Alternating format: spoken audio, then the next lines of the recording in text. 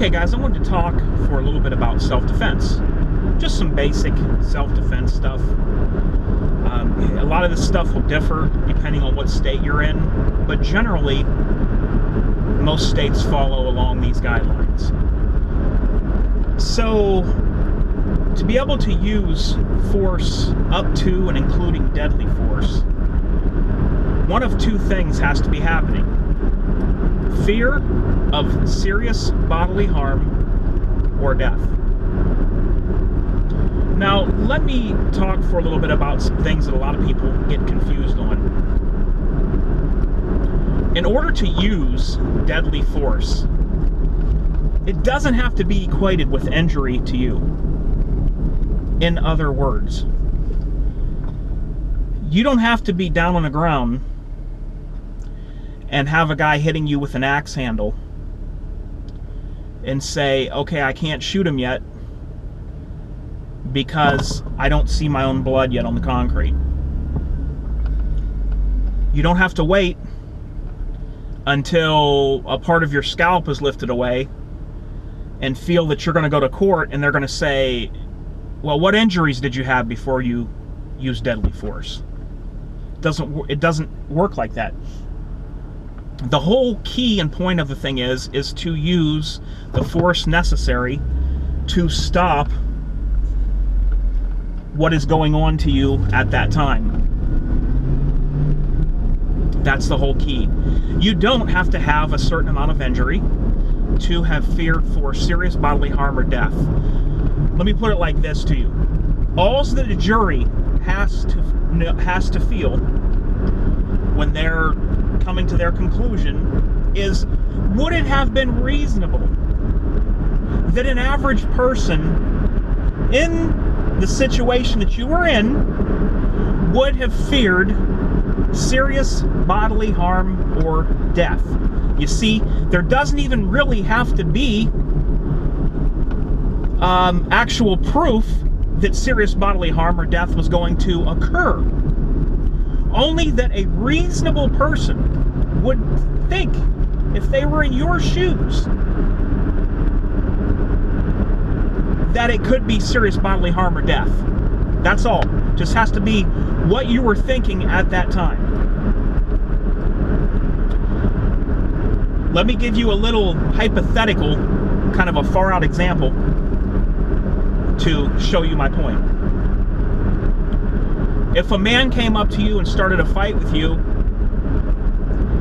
and tied your arms and legs to the ground and got into a big crane with a wrecking ball on it that smashes a building, and your arms and legs are tied to the ground, and he says, I'm going to get you now, and he goes up on this crane and he starts moving that wrecking ball 50 feet above you over to where you're at. If you get an arm free and shoot this man in the cab of the crane and kill him, that is justifiable self-defense. Why? Did the man laying on the ground have one mark on him? Absolutely not. Did he have one injury on him? Absolutely not. But it was reasonable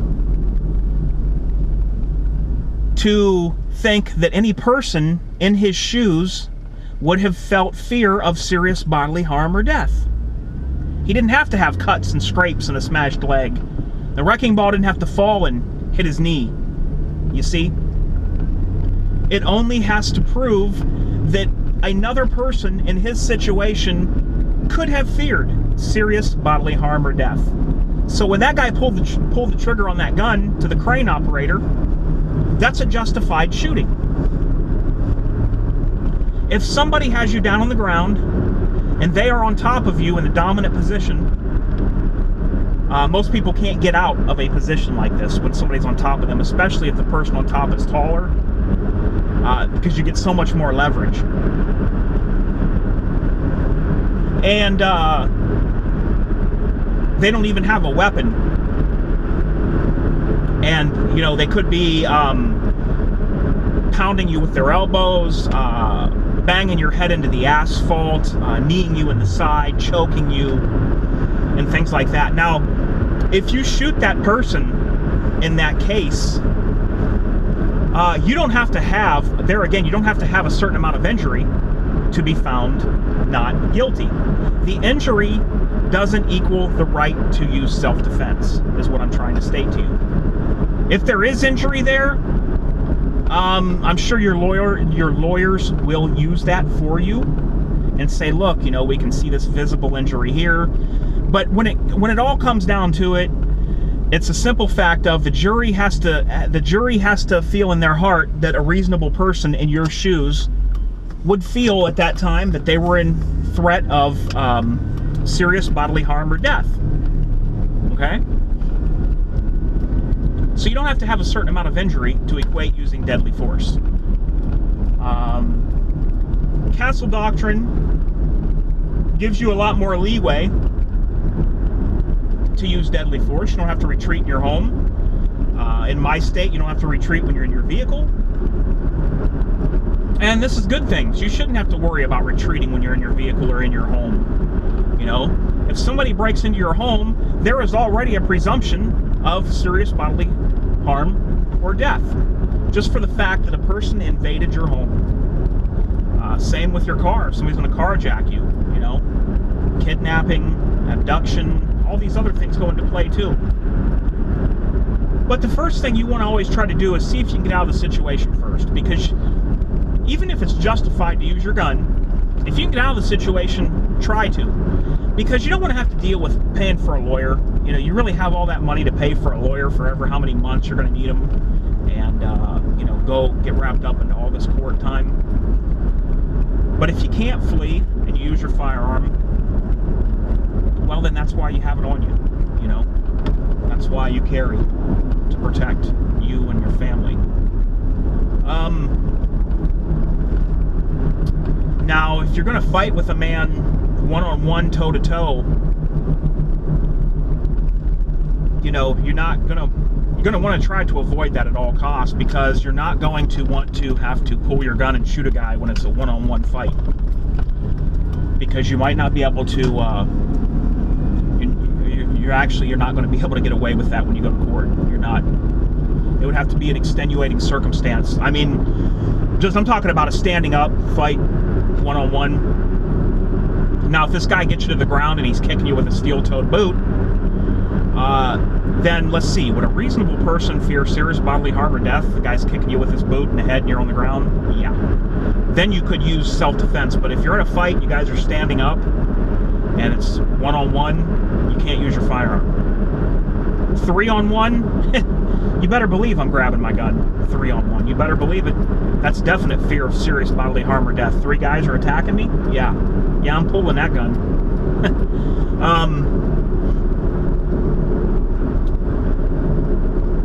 You can use your gun to protect others as long as you know how the situation started and who's who. You don't want to pull your gun on a guy that's beating another guy and find out that the guy that's getting beat was the perpetrator, the suspect, and that the victim just got the upper hand. See, you need to know what's going on. If you know what's going on, you can use your firearm to protect another. You know, family members, those around you, whatever. You know, you don't have to. We are not policing society. When you're concealed carrying as a civilian, you're not policing society. You know, if you were in a mall and you heard gunfire at one end, somebody was in that mall shooting, you have no obligation just because you carry a gun to get into that matter unless you wanted to. You can just take your family and go the other way, or you can take yourself and go the other way. You don't have any obligation to get into that. Now, there is a lot of guys out there who will get into that. Who will go into the fight and engage the active shooter. That's a good thing. There's nothing wrong with that at all. You know, to be one of those people that would do that. That's definitely a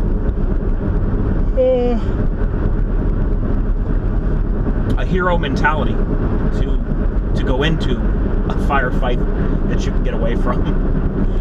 But at any rate, always call 911, no matter the situation. When things are going down, call 911 first and foremost. Make sure that they know what's going on. Self-defense against knives, you know, baseball bats, of course, other guns. Let's talk about somebody comes up to you on the street and they have no weapon, and they say, hey man, give me $10. And you say, I'm not giving you $10. And they say, well, I'm telling you right now, you better give me $10.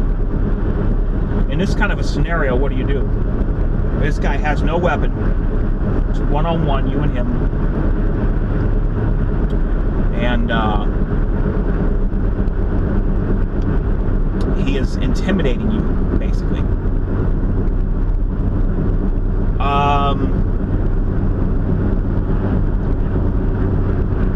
You could say, I have a firearm, and I will use that firearm. Yeah. You know, you got to watch when it comes down to brandishing and things. Although normally when you get these guys like this that are criminals, normally they're the last guy to ever want to call the cops. So even if you brandished your firearm to one of these guys that's coming up and saying, hey man, give me $10 now, you know, like they're demanding it, this guy isn't going to call the cops. People like this don't want anything to do with the police.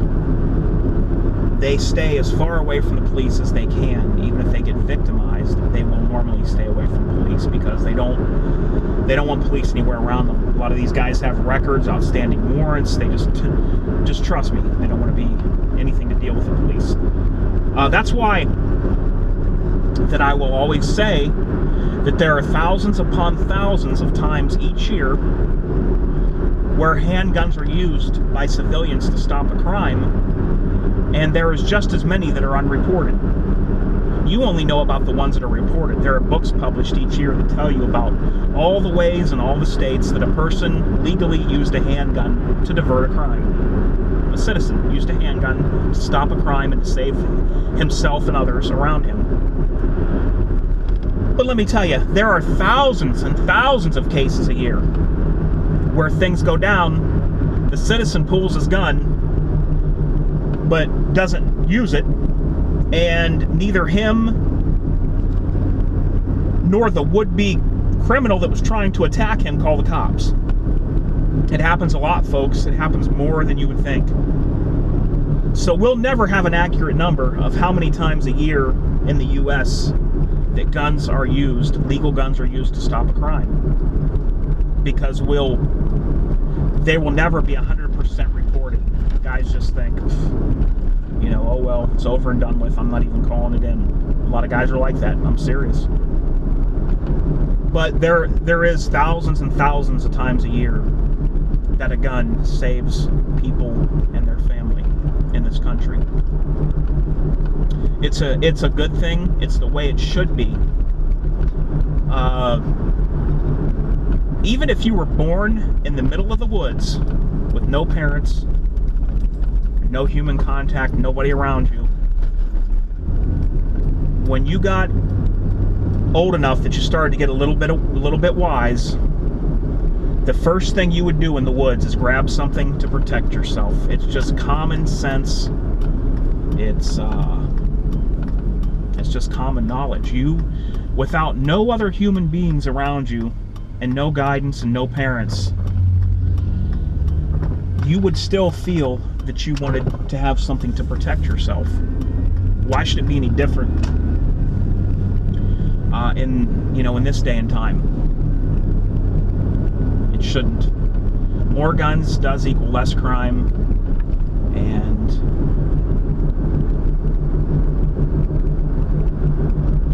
law-abiding citizens carrying a gun is the best thing you can have in this country. Alright guys, until next time, this is H4T.